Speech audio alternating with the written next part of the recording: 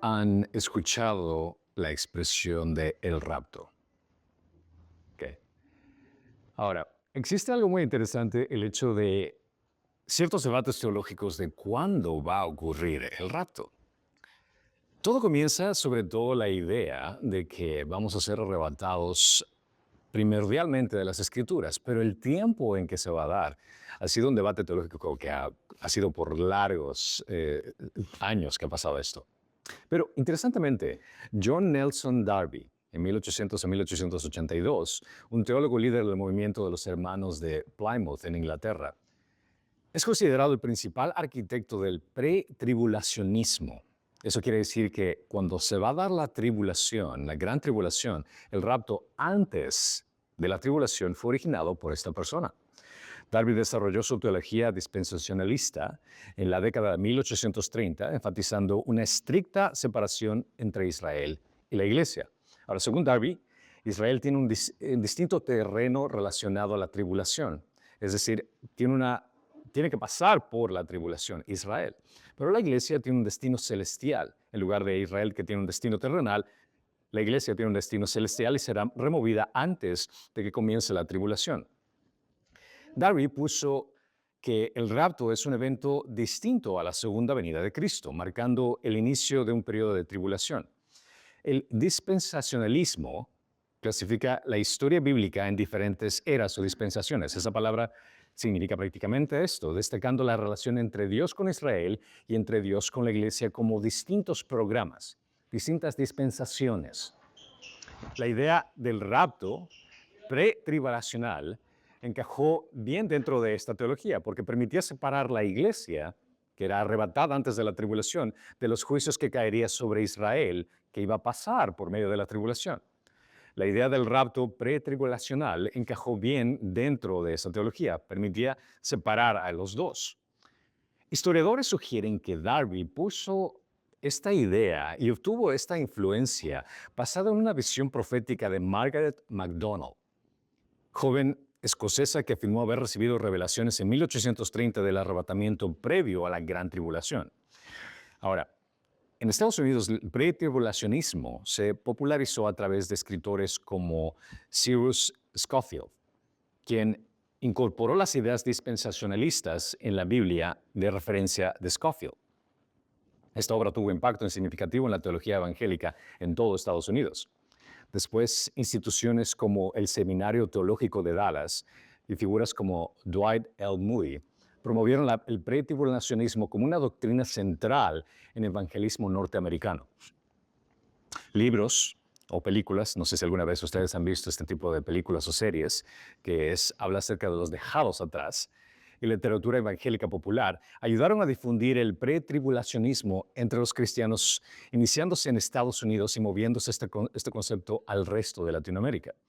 La idea del rapto inminente ofrecía un consuelo a los creyentes, presentando expectativas que podrían ser arrebatados en cualquier momento, y así se evitan el sufrimiento de la gran tribulación que mencionan las Escrituras antes de la segunda venida de Cristo. Muchos de nosotros nos hemos educado en iglesias con esta perspectiva.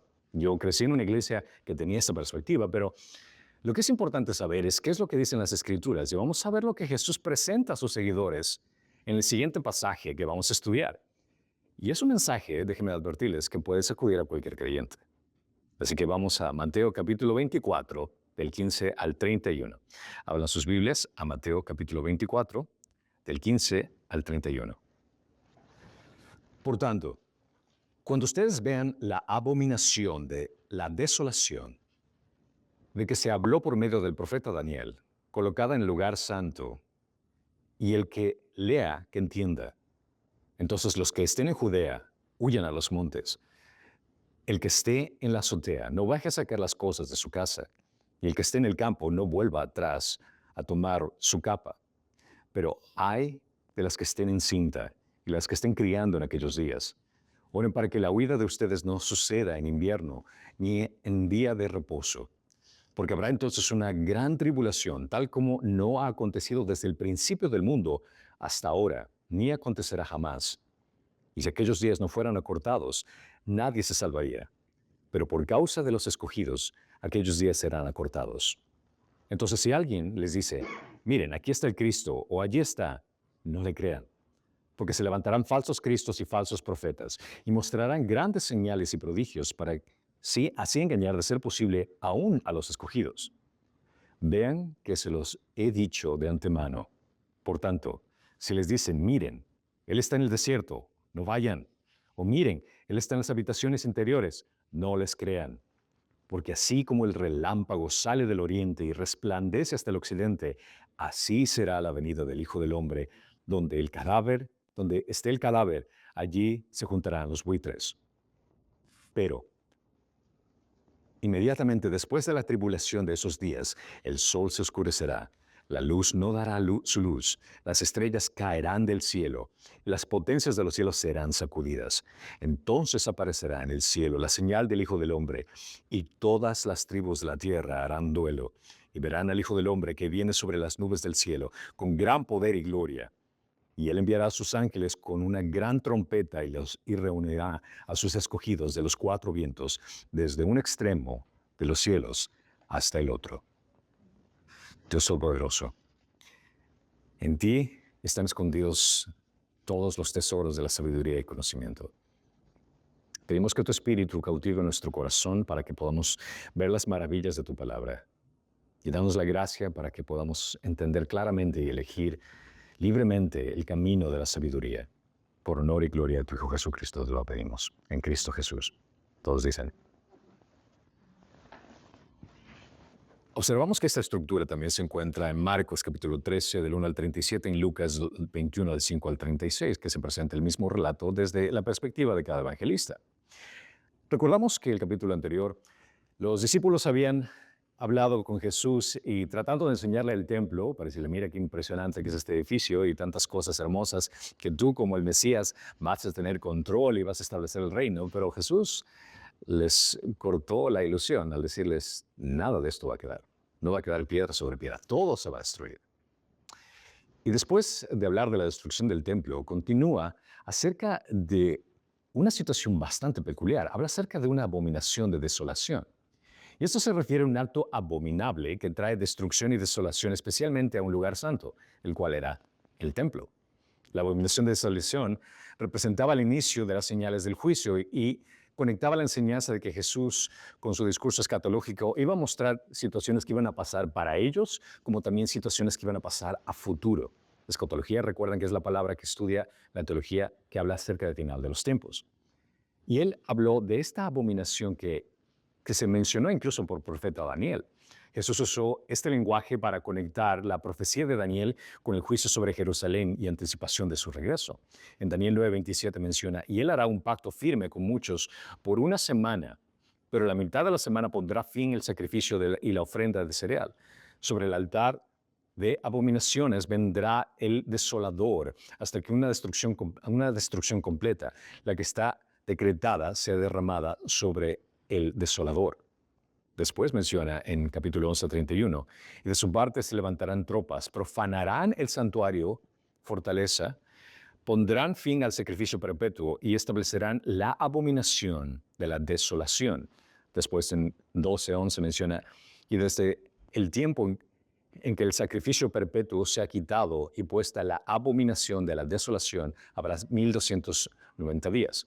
Esta es una conexión que habla específicamente en el sentido profético del final de los tiempos. Semana representando un año, semana y media semana, conectándose que viene a ser un total de 7 años. Y esto es una referencia a lo que va a ocurrir. Todavía no ha ocurrido basándose en esta profecía.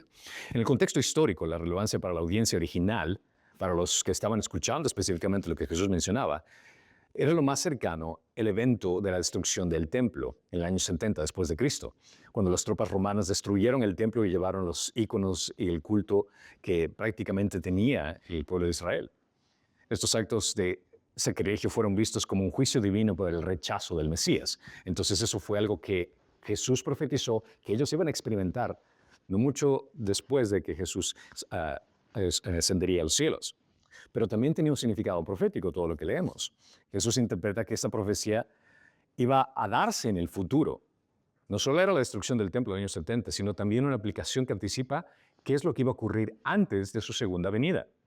La profecía señala un acto que va a ser un sacrilegio y causará desolación, relacionando la idolatría o atribución a honores divinos a figuras humanas o ídolos dentro del lugar santo. Ahora, para los primeros lectores cristianos, esto también podría prefigurar la aparición del anticristo descrita en 2 de Tesalonicenses capítulo 2, 3, 4, que menciona que nadie los engañe en ninguna manera, porque no vendrá sin que primero venga la apostasía y sea revelado el hombre de pecado, el hijo de perdición. Este se opone y se exalta sobre todo lo que se llama Dios o es objeto de culto, de manera que se sienta en el templo de Dios presentándose como si fuera Dios. Esa es una referencia que va a ocurrir al final del tiempo. Este personaje va a prácticamente a denigrar el templo que va a construirse. Entonces, en el año 70 se destruye por completamente el templo, pero existe, basado en lo que estamos leyendo aquí, la construcción de otro templo que se va a dar.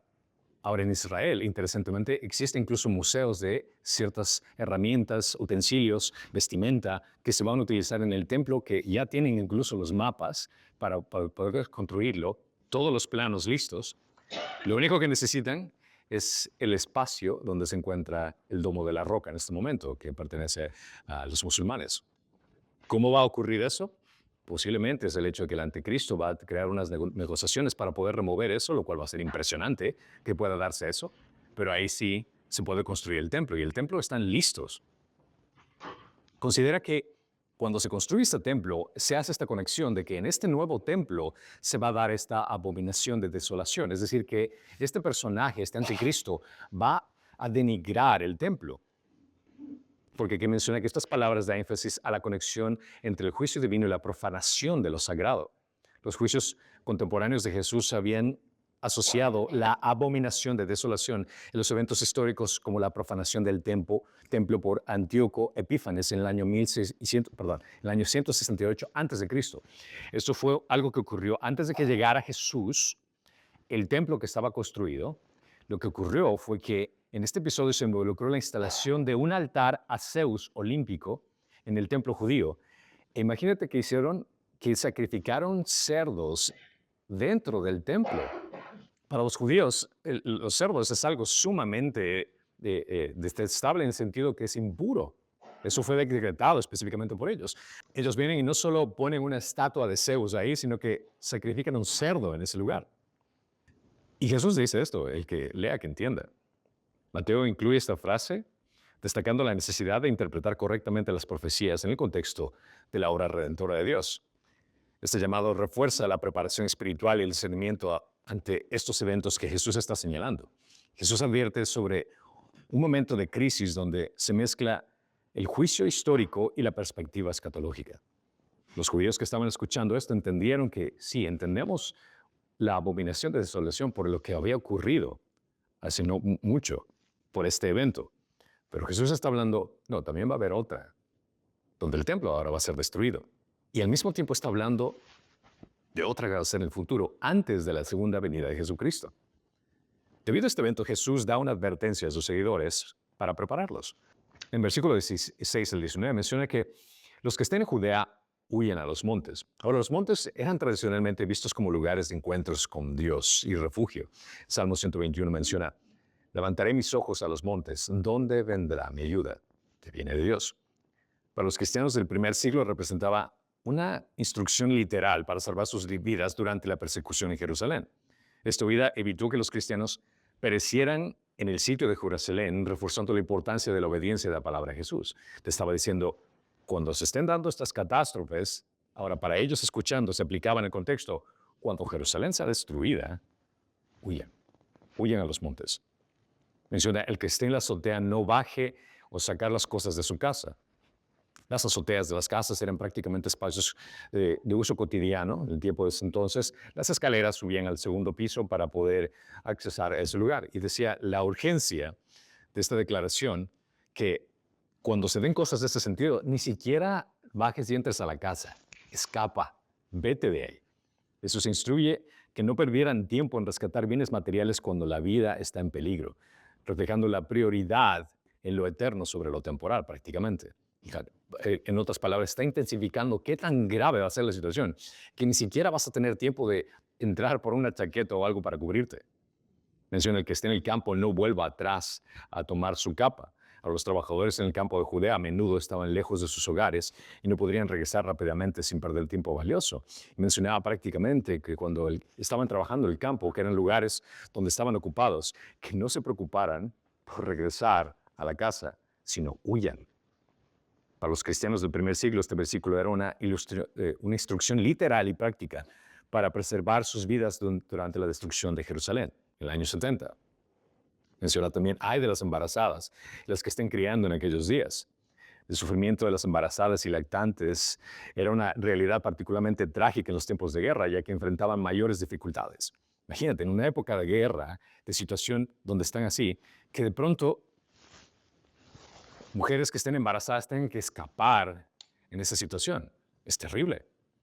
La referencia del sufrimiento materno enfatiza la fragilidad humana frente al juicio divino.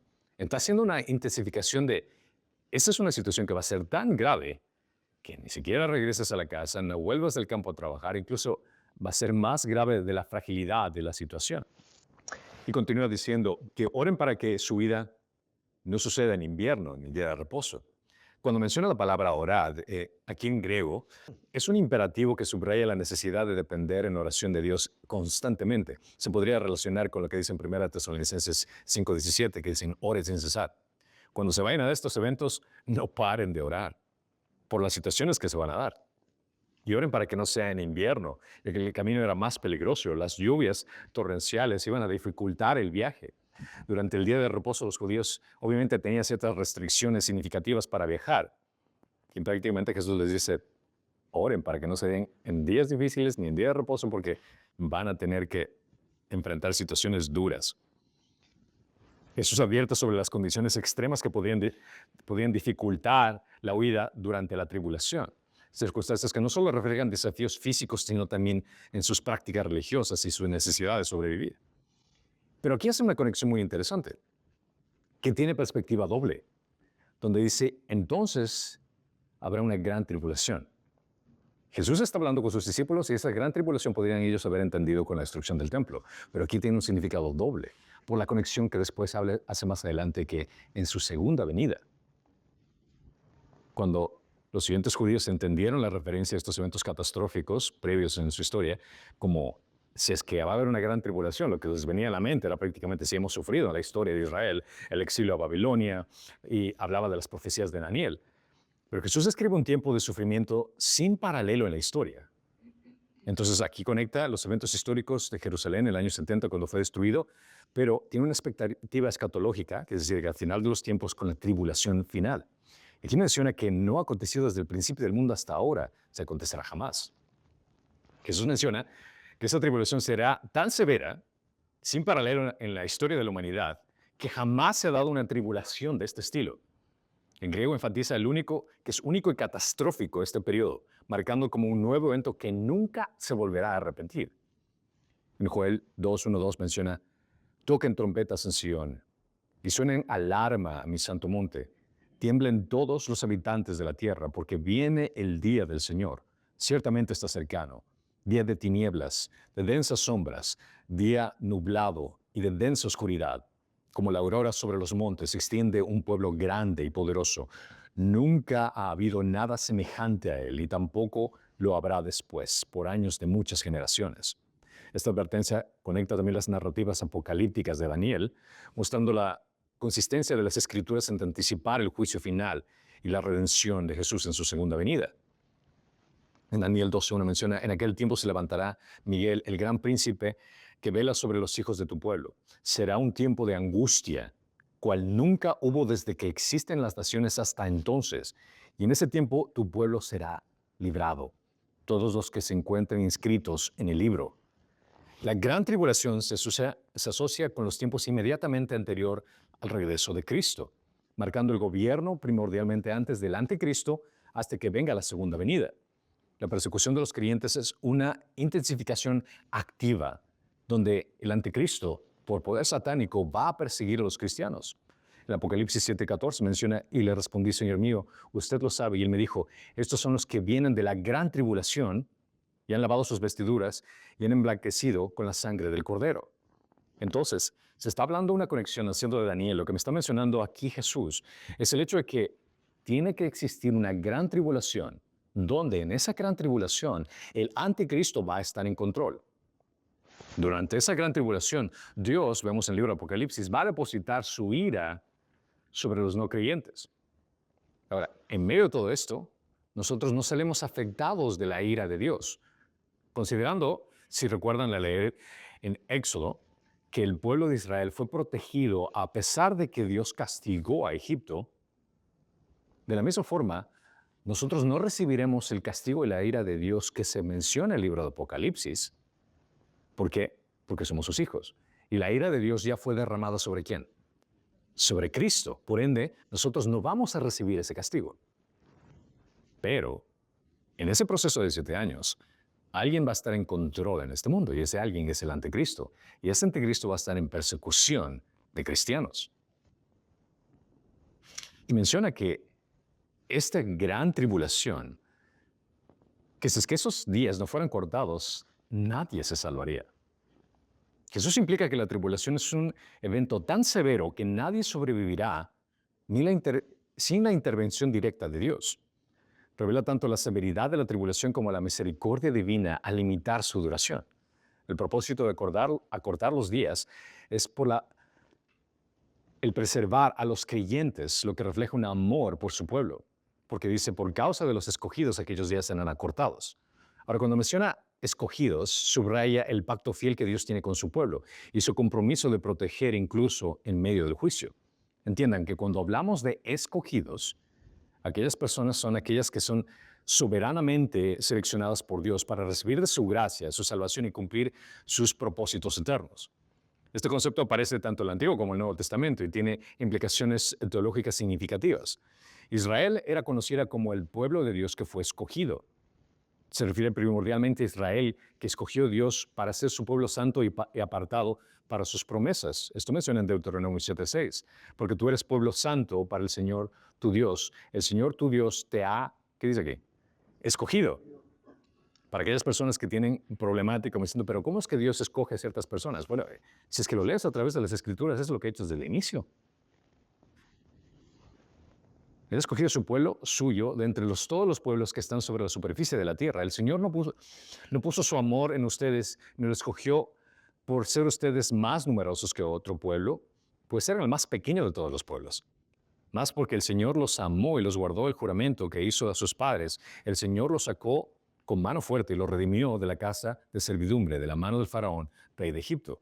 Entonces Israel fue escogido no por mérito propio. No es que Israel tenía algo importante, decir, wow, Israel es increíble, voy a escogerlos ellos porque son de lo mejor. No, para nada, eran más pequeños. Si pensarías en sentido humano, escogerías a un imperio, a un grupo más fuerte, algo más poderoso, pero no. Israel fue escogido no porque ellos hayan sido especiales, sino por la fidelidad de Dios a su pacto con Abraham.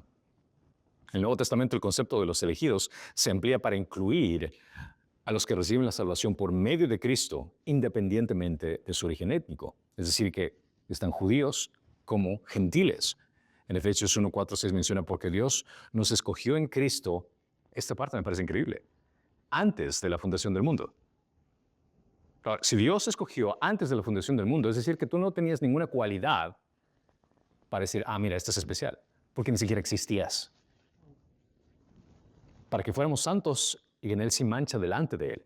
En amor nos predestinó para adopción como hijos para sí mediante Jesucristo, conforme a la buena intención de su voluntad, para la alabanza de la gloria de su gracia, que gratuitamente ha impartido sobre nosotros en el amado. En otras palabras, ¿por qué nos escogió? No por nada bueno que tú tengas, no por nada especial de que tú lo eres. La razón por la cual nos escogió es por alabanza y gloria de su gracia. Es porque Él es bueno. Los escogidos son aquellos predestinados para la vida eterna según el propósito soberano de Dios. Entonces la elección se extiende más allá de Israel, que incluye a gentiles formando un pueblo de este pueblo global compuesto de creyentes de Cristo. Los escogidos son elegidos por la gracia soberana de Dios, no por méritos humanos. Romanos 9:16 menciona, así que no depende del que quiere ni del que corre, sino de Dios, quien tiene misericordia. Juan, ese es otro ejemplo, como Jesús, siendo Dios, escoge. Juan 15:16, ustedes no me escogieron a mí, sino que yo los escogí a ustedes. Y los designé para que vayan y den fruto, y que su fruto permanezca, para que todo lo que pidan al Padre en mi nombre se lo concedan.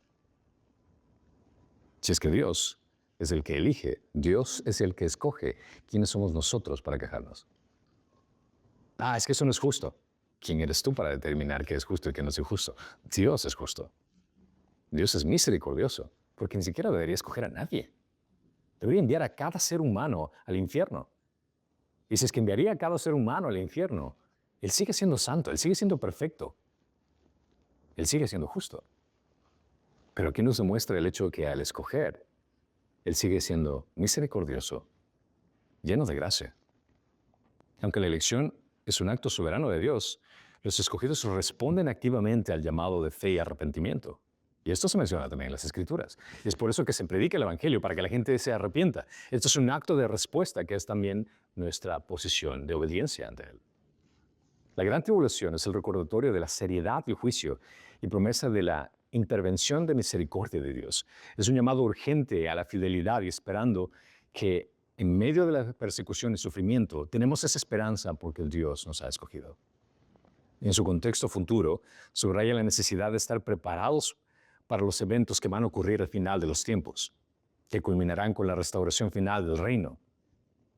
Considera esto, me encanta lo que menciona aquí Jonathan Edwards, que fue un reconocido teólogo y filósofo estadounidense, conocido por sus importantes contribuciones en teología durante el gran despertar de América colonial. Él dice, los juicios finales de Dios son grandes y terribles, pero incluso en ellos su misericordia brilla, pues la tribulación que llega prepara a los fieles para una gloria incomparable. En medio de la tribulación, en medio del sufrimiento, Dios sale siendo glorificado al hecho de forjarnos en medio del dolor, en medio de la calamidad, por el hecho de que Él nos capacita y el hecho de que la esperanza que tenemos en Él lo que nos permite seguir adelante. Solo considera esto, el pasar por una tribulación. Imagínate un grupo de personas X que están pasando por una dificultad tan grande, pero de pronto ves que estas personas tienen una esperanza increíble. A pesar del dolor, del sufrimiento, de la agonía, siguen caminando en esperanza en el futuro, lo que van a esperar. Tú te quedarías así como, ¿qué son estos individuos? O sea, ¿cómo es que no sufren? ¿Cómo es que no se quejan? ¿Cómo es que el hecho de que no dicen, ya me rindo, renuncio a lo que estoy creyendo? Esa es la perspectiva del hecho de que cuando pasa uno por sufrimiento y todavía sigue glorificando a Dios, ¿quién está siendo glorificado? Dios. La escalofriante antesala de su segunda venida no es motivo de alarmismo ni de indiferencia, sino una anticipación llena de esperanza por el glorioso rescate de sus elegidos. El dolor, el sufrimiento, la tragedia, no es motivo para el hecho de que cuando leemos acerca de lo que va a pasar en Apocalipsis, acerca del anticristo, no es el hecho para que tú te alarmes, sino para el hecho que te des cuenta, como dolores de parto, Cristo ya viene. Mientras más se intensifica tu esperanza, Señor, ya estás pronto aquí. Mientras más el sufrimiento, tu anhelo es entender y recordar que la esperanza que tenemos en ese glorioso rescate es porque tu nombre está escrito en el libro de la vida, gracias a lo que Cristo hizo por ti.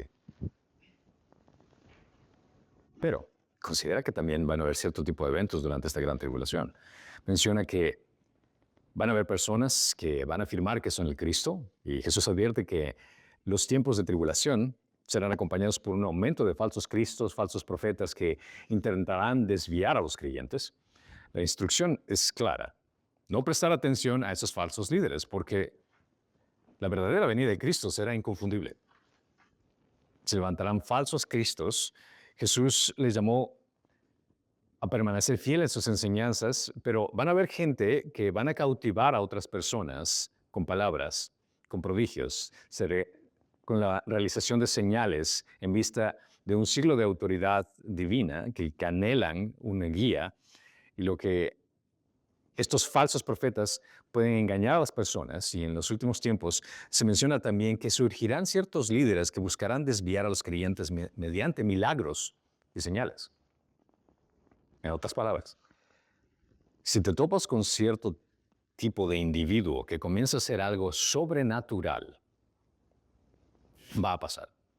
Pero el hecho de que haga algo sobrenatural, que pueda hacer milagros o que pueda resucitar a alguien, cualquier cosa que sea sobrenatural, no tiene que ser esa señal para decir, mira, esta persona tal vez tenemos que ponerle atención porque está haciendo algo sobrenatural.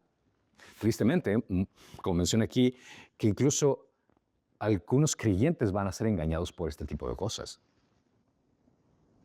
Pero por algo puso Dios esto en su palabra, por el hecho de que esto va a ocurrir, pero no se dejen engañar.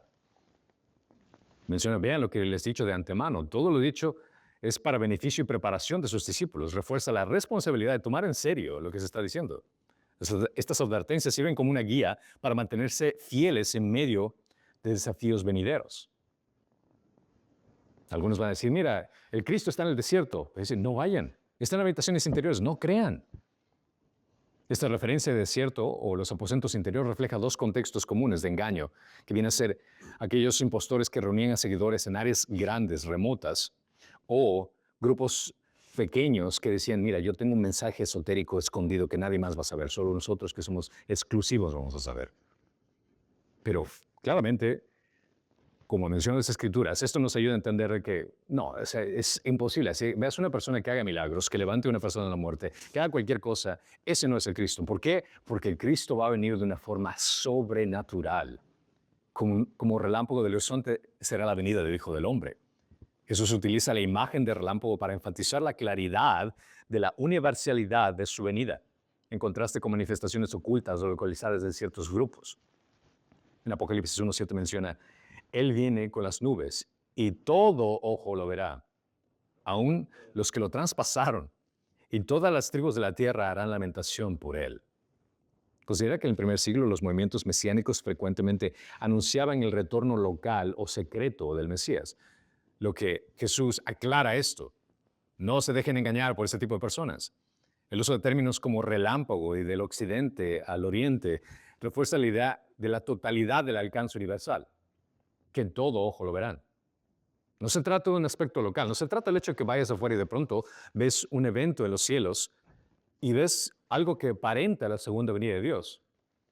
Ahora, si quieres comprobarlo tranquilamente, puedes llamar a tu familiar en México, a tu familiar en Perú, en Honduras, y decirle, oye, ¿estás viendo lo que yo estoy viendo en el cielo? No, ¿qué estás viendo? Ok, entonces eso no es.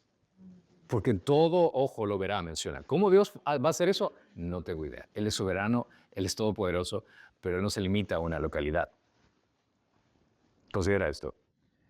Esto es lo que dijo Agustín de Hipona, también conocido como San Agustín, fue un teólogo y filósofo cristiano que vivió en el Imperio Romano a finales del siglo IV y principios del siglo V. Es considerado una de las figuras más importantes del desarrollo del cristianismo y filosofía de Occidente. Dice, Cristo vino la primera vez para que creamos en Él. Vendrá de nuevo para que lo veamos tal como es. Su primera venida fue en humildad, su segunda será en gloria. Y esto va a ser increíble. Su segunda venida va a ser como nada lo que has visto en toda tu vida. Ni la mejor película con ciencia ficción puede duplicar esta idea. Este evento será visible, glorioso e inconfundible, dejando claro que Él es el Señor soberano.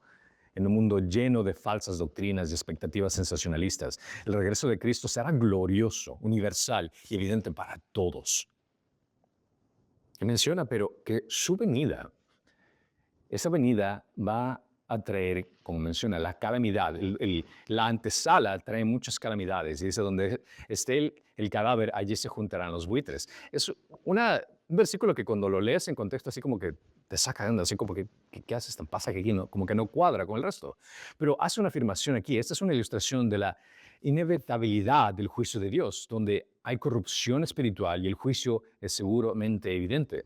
La metáfora de Jesús indica que así como los buitres son un signo visible de la muerte, el juicio divino será inconfundible y evidente.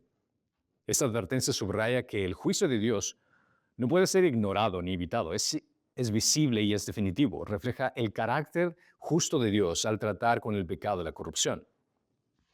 Esa gran tribulación va a dejar una secuela porque la ira de Dios va a ser derramada sobre los impíos durante esa gran tribulación. Y va a haber mucha muestra de muerte al respecto, antes de su segunda venida. Pero menciona que después de esa gran tribulación, dice, inmediatamente después de la tribulación, el término inmediatamente conecta directamente los eventos de la tribulación previa, sugiriendo continuidad con el plan divino. Menciona que el sol se oscurecerá, la luna no dará luz, las estrellas caerán y potencias del cielo sacudidas. Este discurso escatológico de Jesús está lleno de imágenes apocalípticas que subrayan la naturaleza majestuosa y catastrófica de los acontecimientos finales. Esta profecía completamente increíble y bastante difícil para nosotros de entender, considerando cuando ves el sol, ves la luna y de pronto que todo se destruye de esa forma. Son descripciones apocalípticas en la Biblia que se utilizan en Isaías, en Joel, en Apocalipsis, y refuerzan las enseñanzas consistentes que cielos y la tierra serán sacudidos antes de la venida definitiva del reino de Dios. Y entonces aparecerá en el cielo la señal del Hijo del Hombre. Jesús combina la enseñanza apocalíptica judía con la proclamación cristológica, reafirmando que Jesús es el cumplimiento del Hijo del Hombre de Daniel. Esta es una de las grandes aclaraciones que Jesús no necesitaba decir, hey, gente, yo soy Dios, míreme, yo soy Dios. No, él utilizó frases muy peculiares como esta, el Hijo del Hombre. Considera en Daniel 7, del 13 al 14. Seguí mirando en las visiones nocturnas y en las nubes del cielo veía a uno como, ¿qué dice aquí? Hijo del Hombre, que se dirigió a los ancianos de días y fue presentado ante él. Y le fue dado dominio, gloria y reino para que todos los pueblos, naciones y lenguas le sirvieran. Su dominio es dominio eterno que nunca pasará y su reino uno que no será destruido. Ahora, si tú lees esto, ¿a quién describe? A Dios. Es Dios, definitivamente lees esto. Solo en leer a Daniel, en el Antiguo Testamento, y Daniel está hablando de esto, toda la gente automáticamente no, estás hablando de un ser divino, estás hablando de Dios. Y Jesús se atribuye ese título, yo soy el Hijo del Hombre. Entonces, cualquiera que tenga oídos para entender, va a comprender que Él se está describiendo como Dios en su segunda venida. Este anuncio describe el clímax de la historia redentora cuando Cristo revela su verdadera gloria. Y todas las tribus de la tierra harán duelo. Ahora, uno puede pensar, si Jesús va a venir, ¿por qué la gente va a hacer duelo? Es un extraño eso. Pensarías que la gente se va a alegrar. La segunda venida, cristianos, ¿harías duelo o estarías feliz de que Él esté aquí? Estarías completamente feliz. Pero, si es que no eres cristiano, ¿qué harías? Porque la relación que va a tener Dios contigo va a ser completamente diferente. El duelo que harán las naciones durante la segunda venida de Cristo está relacionado a su reconocimiento que han rechazado al Hijo del Hombre y enfrentarán el juicio inevitable.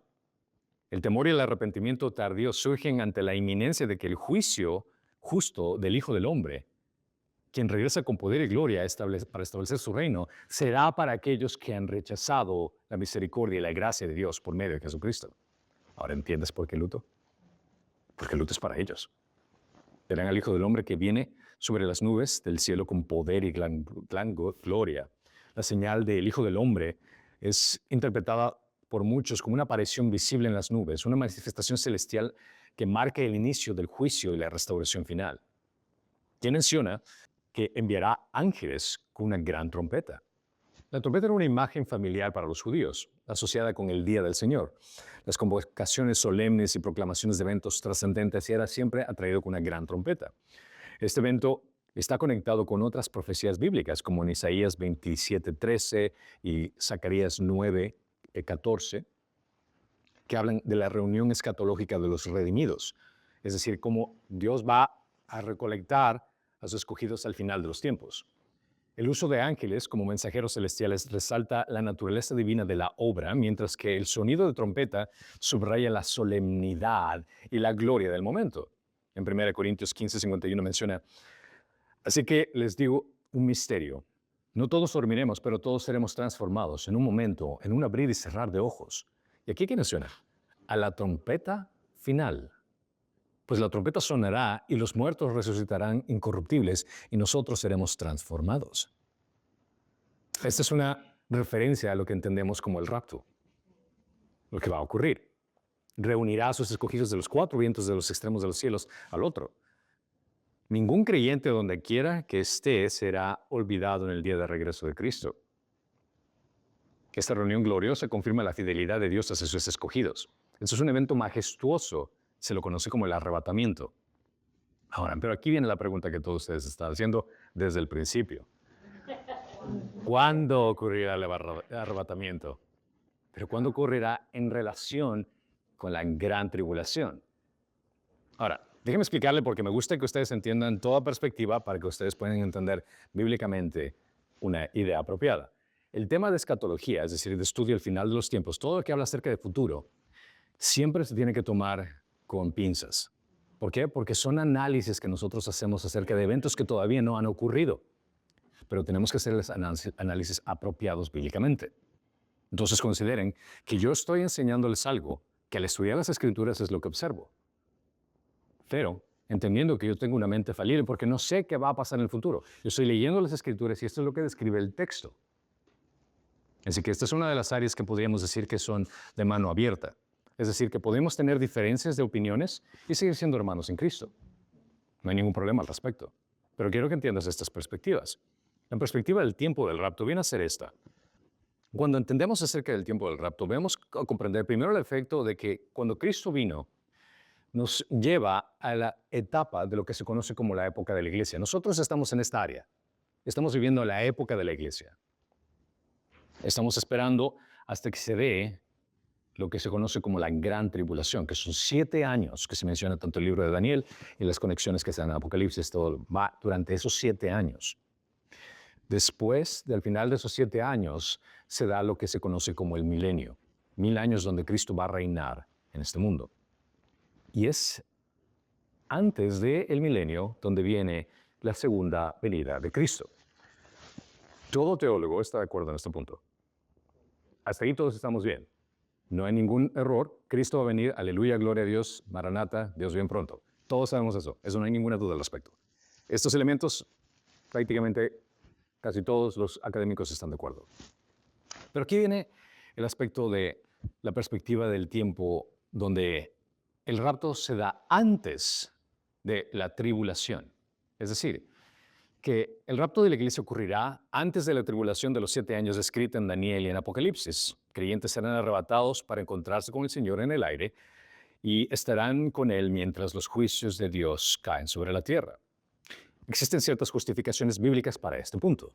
Las encontramos en 1 Tesalonicenses 4:14, que dice, porque si creemos que Jesús murió y resucitó, así también Dios traerá con Él a los que durmieron en Jesús.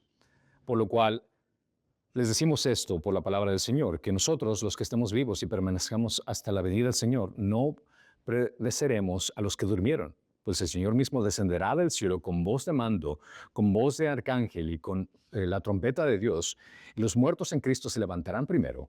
Entonces nosotros, los que estemos vivos y que permanezcamos, seremos arrebatados justamente con aquellos en las nubes al encuentro del Señor en el aire.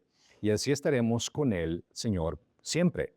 Por tanto, confórtense unos con otros con estas palabras. En Apocalipsis 3:10 menciona, porque los has guardado la palabra de mi perseverancia, y yo también te guardaré de la hora de la prueba. Esa hora que está por venir sobre todo el mundo para poner a prueba a los que habitan sobre la tierra. Entonces aquí se promete a los creyentes que serán guardados de la hora de la prueba. Aquí es donde será esa interpretación. ¿Cuál es la hora de la prueba? La tribulación.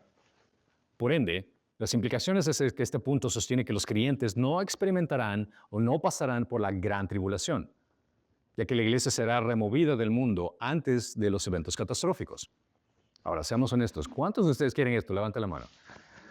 Todos queremos esto. Ya. Yo no tengo ningún problema. Definitivamente el Señor, evítame ese problema, no tengo ningún inconveniente. Pero existen conflictos al utilizar estos textos. El texto de 1 Tesalonicenses no habla del tiempo exacto en que van a ocurrir estos eventos en relación con la gran tribulación. Que va a darse, pero no especifica cuándo.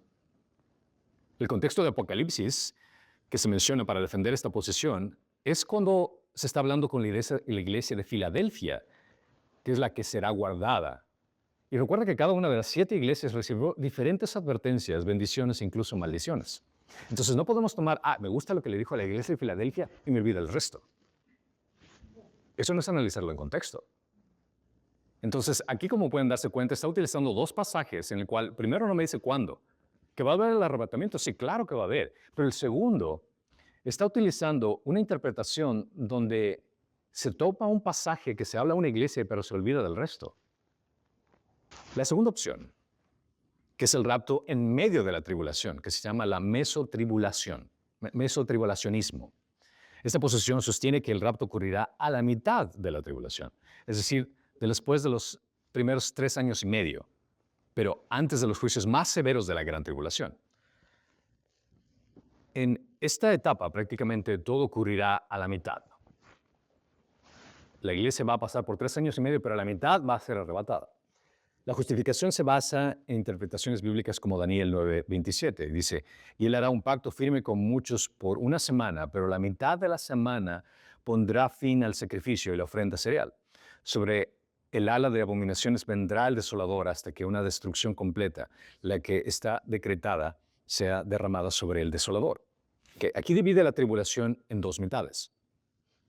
También se utiliza 2 Tesalonicenses 2, 3, 4, que nadie los engañe de ninguna manera, porque no vendrá sin que primero venga la apostasía y sea revelado el hombre del pecado, el hijo de perdición. Este se opone y se exalta sobre todo lo que se llama Dios o es objeto de culto, de manera que se sienta en el templo de Dios presentándose como si fuera Dios. Esto sugiere que algunos eventos deben de suceder antes del rapto. Las implicaciones de esto vienen a ser el hecho de que los creyentes pasarán por una parte de la tribulación, pero serán protegidos antes de la gran tribulación final. Es decir, que divide la tribulación en 3 años y medio de una tribulación, pero 3 años y medio después viene a ser la gran tribulación. Los conflictos que vienen a ser aquí es el hecho de que el contexto nuevamente no menciona nada de tiempo. Ni sustenta la idea de que se mencione el arrebatamiento, sino que se da la idea dentro del texto. Es decir, que tú lees la idea del arrebatamiento en la mitad y lo pones dentro del texto. Eso se llama eisegesis, ¿recuerdan eso? Nosotros tenemos que hacer una exegesis, es decir, sacar del texto lo que dice. Y por último viene el rapto al final de la tribulación. Esto sería el post-tribulacionismo, donde el rapto ocurre al final de los 7 años. Este punto de vista sostiene que el rapto y la segunda venida de Cristo son elementos simultáneos que ocurren al final de la tribulación. Los creyentes serán arrebatados para encontrarse con Cristo en el aire y luego regresan con Él a la tierra para establecer su reino. Y este es el punto que la mayoría tiene conflicto, es el hecho de que, bueno, ¿cómo va a ir con Dios y cómo van a tener tiempo para regresar? O sea, ¿qué le estás poniendo limitaciones a Dios o qué? Considera que Mateo, lo que acá estamos estudiando, Mateo 24, 29 al 31, describe que el regreso de Cristo ocurre inmediatamente después de la tribulación de aquellos días. Y ahí menciona la reunión de los escogidos. Tribulación, regreso de Dios, segunda venida. ¿Para qué viene? Toca trompeta para llevar a los escogidos. Las implicaciones de esto es que los creyentes pasan por toda la tribulación, pero son preservados por Dios hasta el final. ¿Cuál sería la posición más correcta? Ahora, reitero, si me dices, si puedo escoger, obviamente. Antes me evito todo el problema y listo. Pero la interpretación más adecuada depende del marco teológico adoptado. Según Mateo 24:31, parece apoyar la idea de que el rapto va a ocurrir al final de la tribulación, y el que describe que la reunión de los escogidos ocurre después de los eventos de la tribulación. Además, el uso de imágenes como trompeta y la intervención de ángeles señala un evento escatológico único que coincide con la segunda venida visible de Cristo. Dios reunirá a los escogidos en el momento final de su plan redentor durante la gloriosa segunda venida de Cristo. Si esto implica que tendremos que sufrir persecuciones, sufrimiento, pasar por la gran tribulación, considera que no vamos a recibir la ira de Dios, porque Cristo recibió la ira de Dios por nosotros, por nuestros pecados. Pero esto no nos libra de la persecución que tendríamos por el anticristo, por ser creyentes. Como te mencioné al principio, esta es una noticia que tal vez no es muy agradable. Pero Quiero hacer la conexión con esto. Porque nosotros nos sentimos muy cómodos, muy privilegiados, y pensamos que nosotros realmente no merecemos pasar por esas dificultades.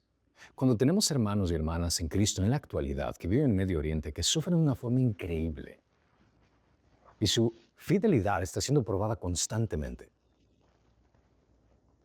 ¿Recuerdan el personaje principal que les dije al principio? Que él trajo esta teología por el hecho de que estaban pasando por un conflicto económico y quería darles una esperanza a la gente. Y esa idea de que vamos a evitarnos el conflicto desde el principio es una idea muy cómoda para evitarnos el dolor. Ahora, a nadie le gusta el dolor. A mí no me gusta el dolor, en lo absoluto. Pero piensa al respecto de esto.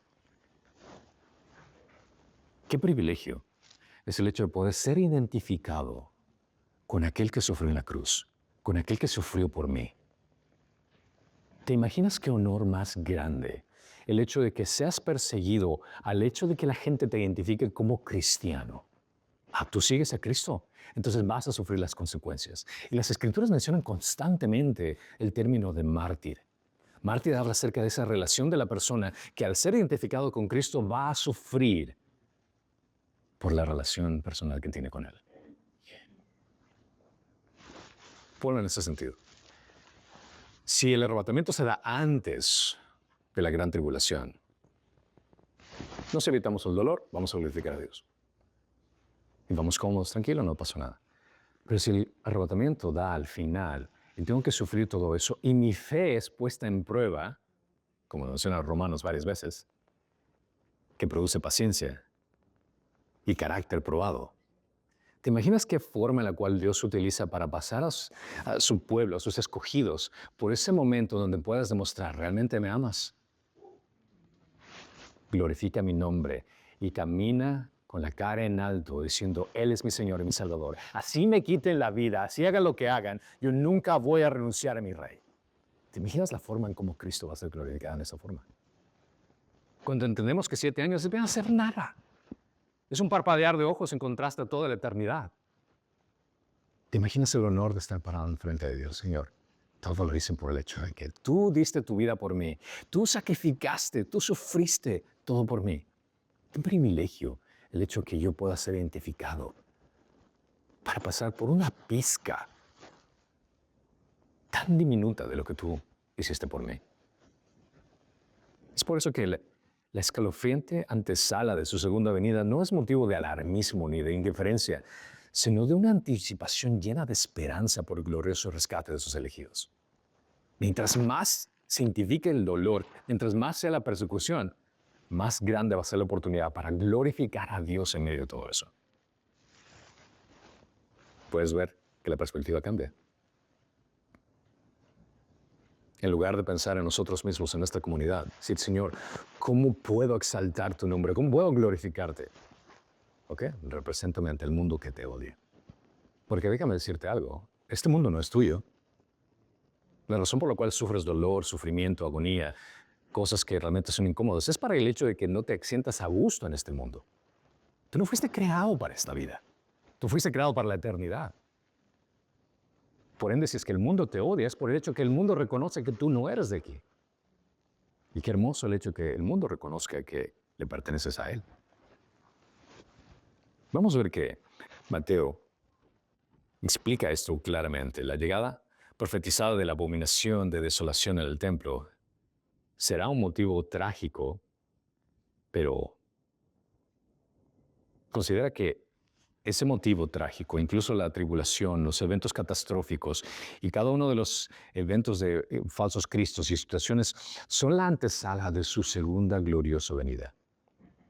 Después de tantas catástrofes naturales, persecución, lo que sea que se vaya a presentar, es el hecho de que Cristo va a venir lo que nos va a motivar a seguir adelante.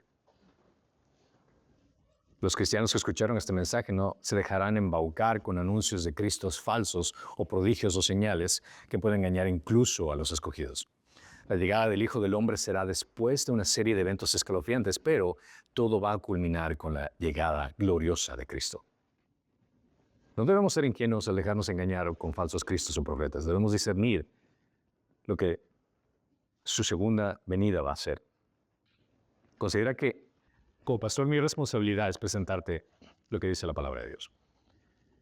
Si es que yo estaría enseñando única y exclusivamente que Jesús va a venir en la primera, antes de la gran tribulación, ¿te imaginas qué daño que te estaría haciendo?